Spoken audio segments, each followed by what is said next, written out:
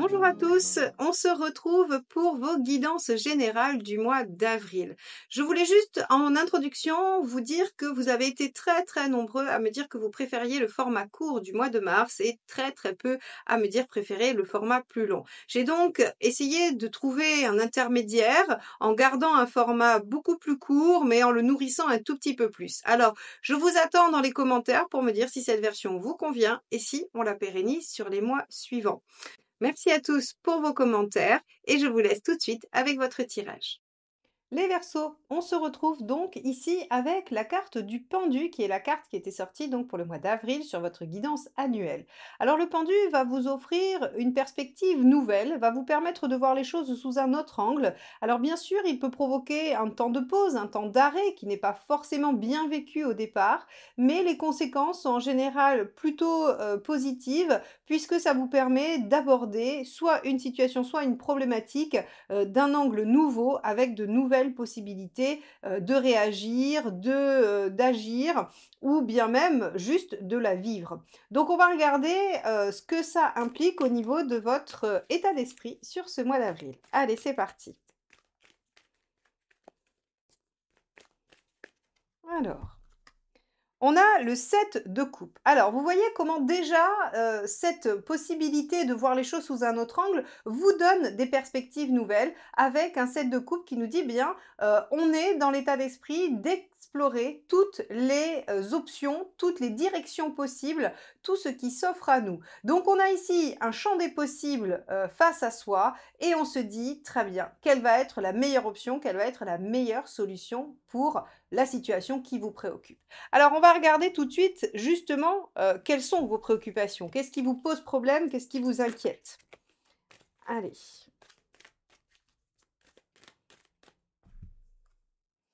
Le roi de bâton. Alors, le roi de bâton, lui, ce qui lui pose problème, c'est d'aboutir. C'est d'imposer sa façon de voir, imposer ses idées. Alors, on peut imaginer que ce pendu vous permette d'accéder à une autre posture et vous doutez. En tout cas, vous avez la crainte que cette nouvelle posture ne soit pas acceptée, accueillie, que l'on ne vous laisse pas être dans cette nouvelle posture. Donc ici, on a effectivement un champ des possibles qui s'ouvre, mais avec des doutes sur le fait que vous puissiez vous imposer dans ces nouvelles directions, dans cette nouvelle posture. Ok, alors ça peut être vis-à-vis d'un projet, vis-à-vis d'une personne, vis-à-vis d'une situation, peu importe, hein, mais en tout cas, il y a ici la crainte de ne pas pouvoir aller au bout de cette remise en question finalement qu'offre le pendu. Allez, on va regarder sur la sphère justement professionnelle ou socio-professionnelle, c'est-à-dire vos activités en dehors de votre intimité, de votre quotidien, de votre famille. On va regarder quel impact ça a. 4 d'épée. Donc, vous réfléchissez à une stratégie. Il se pourrait que vous ayez envie de modifier des choses sur le plan professionnel, mais vous n'en êtes pas à l'action, vous en êtes à la réflexion. Est-ce que le 7 de coupe parle des différentes possibilités qui s'offrent à vous et le 4 d'épée de cette phase de réflexion par rapport à ces possibilités? C'est effectivement une option. Vous pourriez aussi vous dire que cette nouvelle façon de voir les choses vous donne envie de redéfinir une stratégie autre pour votre vie professionnelle et donc ce mois d'avril sera le siège de la réflexion. Le 4 d'épée est très propice à la posture du pendu, hein, c'est-à-dire qu'on est dans une forme d'immobilité, il n'y a pas d'actions qui sont menées, par contre il y a une réflexion, il y a une intensité mentale ici qui vient en fait vous permettre d'anticiper et de projeter les choses. Bien, on va en tirer une deuxième, on va regarder un petit peu donc sur ce plan professionnel si on a d'autres informations.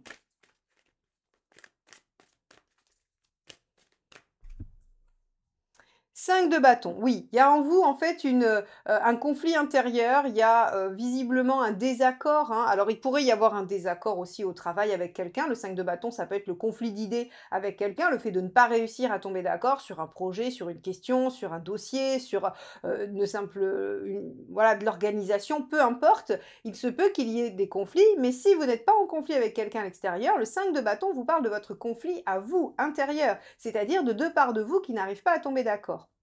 Il se peut qu'il y ait une part de vous qui ait envie d'aller vers quelque chose de nouveau, qui ait envie de définir une stratégie, et une autre part de vous qui veut assurer de la sécurité, qui veut rester dans la situation connue, même si elle n'est pas forcément agréable. En général, quand c'est connu, c'est rassurant. Donc, on a ici un conflit intérieur qui amène peut-être un peu à de l'immobilité, mais pour l'instant, c'est pas trop un problème. Sur le mois d'avril, c'est sujet à la réflexion, c'est propice à la réflexion, donc c'est pas trop grave. On va regarder matériellement ce qui se joue.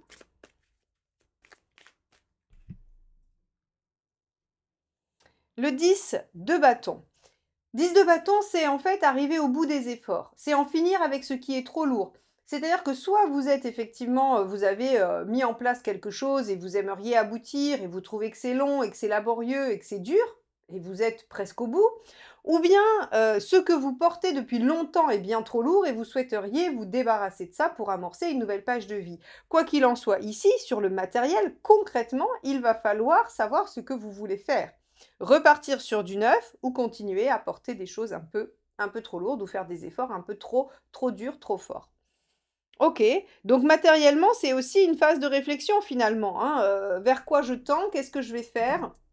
On a ici encore une fois cette posture réflexive qui vous amène probablement sur le mois de mai à vous positionner, hein. Alors, on va regarder sur le plan relationnel et affectif. Waouh! Alors, celle-ci, elle est belle.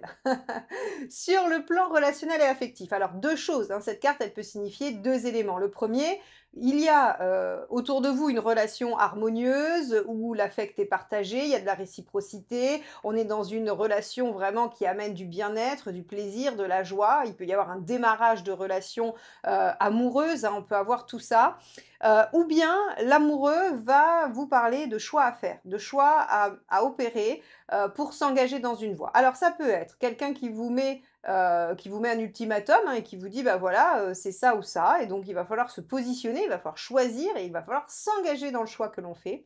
Ou bien vous-même, hein, vous êtes en train de vous dire que parmi ces 7 de coupe finalement, de tout ce que vous avez, hein, de la situation qui est devant vos yeux et de tout le champ des possibles, eh bien il va falloir choisir, il va falloir se positionner et s'engager également dans une voie. Donc on a vraiment ces deux aspects-là avec cette carte, et on va tout de suite aller voir avec la deuxième ce que ça peut signifier de plus particulier.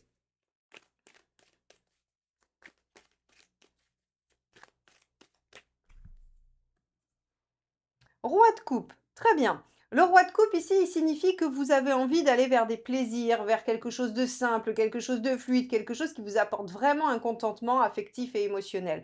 Là, un roi de coupe, on n'a pas envie de se prendre la tête, on n'a pas envie de se poser 1000 questions. Donc j'aurais plutôt tendance à dire ici que on a une relation qui peut démarrer ou qui est existante déjà et qui amène un peu de légèreté par rapport au reste du tirage.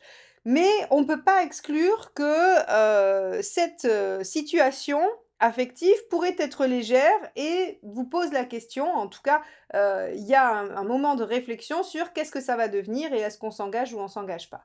Voilà ce que vous pourriez vivre sur le plan affectif et émotionnel.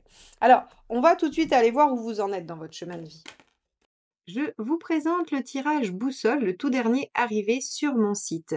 N'hésitez pas à faire appel à ce tirage si vous avez l'intention de vous engager dans un projet et que vous voulez en connaître tous les tenants et les aboutissants. Est-ce que c'est une bonne chose? Quels sont les conseils? Quels sont les enjeux? Les risques qui peuvent être liés à ce projet? Et enfin, les perspectives d'avenir. Donc n'hésitez pas et rendez-vous sur eliosguidance.com.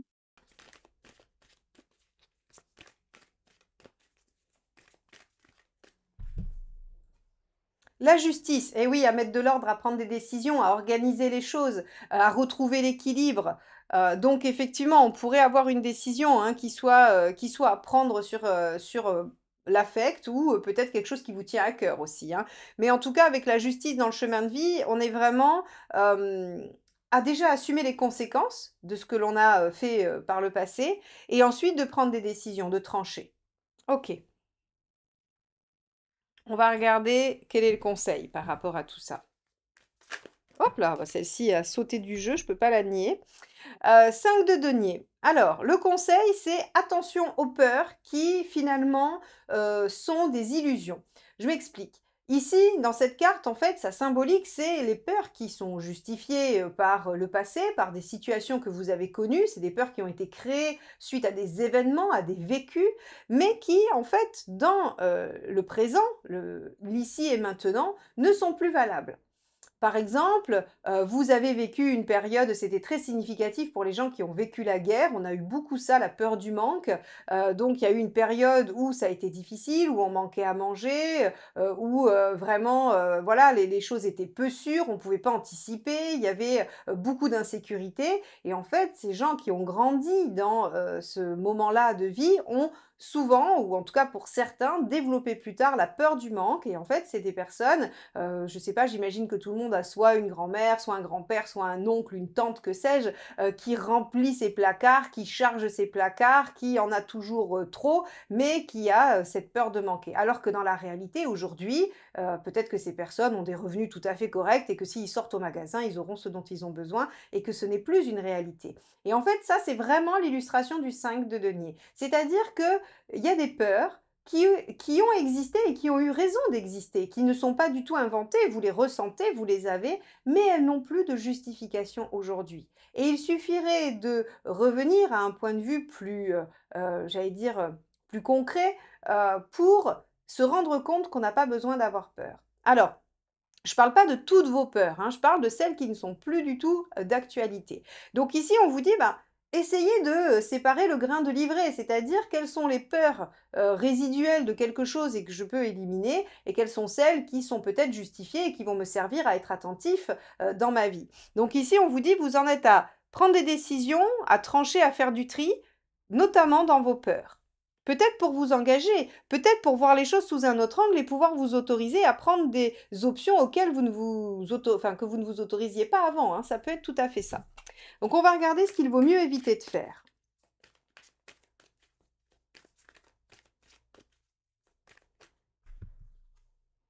Le roi de denier. Ok. Le roi de denier, déjà il s'accroche en négatif, hein, puisque là c'est en négatif, il s'accroche à ce qu'il a construit, il se remet pas en question, il bouge pas, hein, il y a vraiment une notion d'inertie, et donc en fait si vous voulez, il est, encore une fois, on va revenir sur ces fameuses peurs, hein, c'est-à-dire qu'il reste focalisé sur quelque chose qui ne se construit pas, qui ne lui permet pas d'aller de l'avant. Alors, ce qui est intéressant ici, c'est qu'on vous dit, bah, il va falloir vraiment, vraiment faire le tri. J'ai l'impression dans ce qui vous empêche d'avancer, ce qui vous entrave. C'est vraiment ça finalement, j'allais dire la synthèse de ces 2 cartes, c'est vous êtes à un moment où, vous allez réfléchir à différentes options ou en tout cas la pause et la prise de distance vous permet de voir des options qui peut-être n'étaient pas encore envisageables jusqu'à présent. Mais il reste des peurs ou des croyances limitantes qui vous empêcheraient éventuellement de vous y engager. Et c'est là où en fait vous allez devoir faire du tri, prendre des décisions, trancher et être plus en lien avec ce qu'il y a réellement devant vous. Alors, on va regarder où vous en êtes à la fin du mois.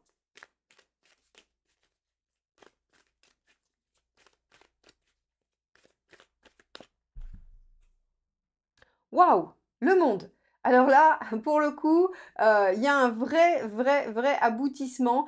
C'est-à-dire que c'est un mois qui est transitoire, mais à la fin du mois d'avril, vous savez où vous voulez aller, vous savez ce qui va vous rendre heureux, vous avez votre projet d'épanouissement, vous êtes dans la bonne direction et vous avez même déjà probablement certaines situations qui se résolvent ou des aboutissements quelconques. Donc ici, on voit que vous finissez le mois avec l'ambition d'aller vers ce qui vous rendra le plus heureux ou la plus heureuse. Il y a des décisions à prendre, il y a des choix à faire, il y a des peurs à quitter. C'est un mois charnière qui ne sera pas vraiment beaucoup dans l'action, mais qui intérieurement va vraiment remettre en question les choses. Donc ça, c'est très très chouette pour vous, les Verseaux. Alors, on va regarder quel est le message du tarot pour vous pour ce mois d'avril. Allez.